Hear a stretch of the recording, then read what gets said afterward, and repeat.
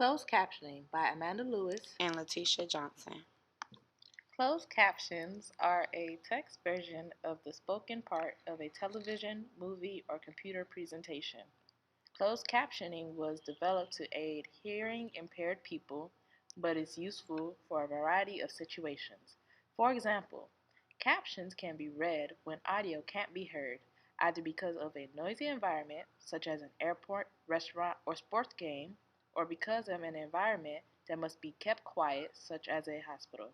It can be translated into different languages, such as English, Spanish, and French. Closed captioning information is encoded within the video signal in line 21 of the vertical blanking interval.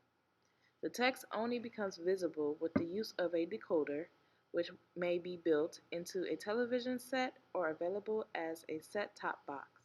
In general, an on-screen menu on newer televisions allows you to turn closed captioning on or off.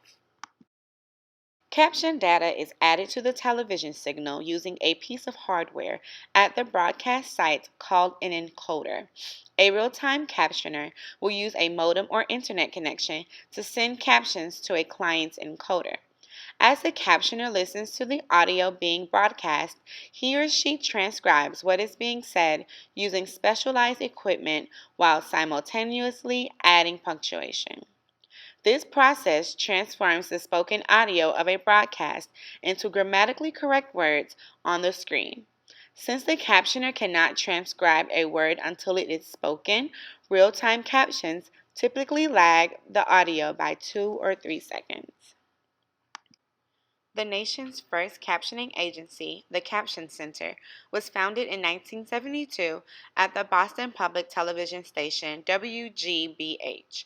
The station introduced open television captioning to rebroadcast of The French Chef with Julia Child and began captioning rebroadcasts of ABC News programs as well, in an effort to make television more accessible to the millions of Americans who are deaf or hard of hearing. There are 4 different types of closed captioning: pre-recorded captioning, live captioning, emergency captioning, and web captioning.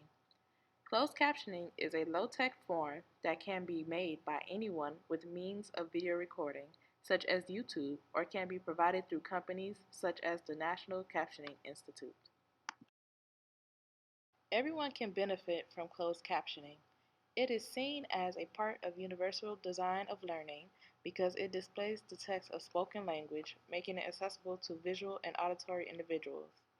Although closed captioning is accessible to everyone, it's especially designed for those who are deaf and hard of hearing, ELL students, new readers, and international audiences. Closed captioning is used on thousands of pre-recorded and live programs, therefore reaching a large audience of millions of Americans. Americans who are hard of hearing or deaf, learning English as a second language, learning to read, and even improving their language fluency. In the classroom, closed captioning can be used as comprehensible input when educational videos are being displayed, as well as the morning announcements. At home, closed captioning is used while watching television, a video game online, or anything else that is provided through some form of technology. There are several advantages to using closed captioning. Closed captioning incorporates visual images with spoken dialogue and written text for the accessibility of all users, regardless of their abilities. However, there are disadvantages to using closed captioning. Live captions are generated as the program is being broadcast, which means that there is no opportunity to proofread them in advance.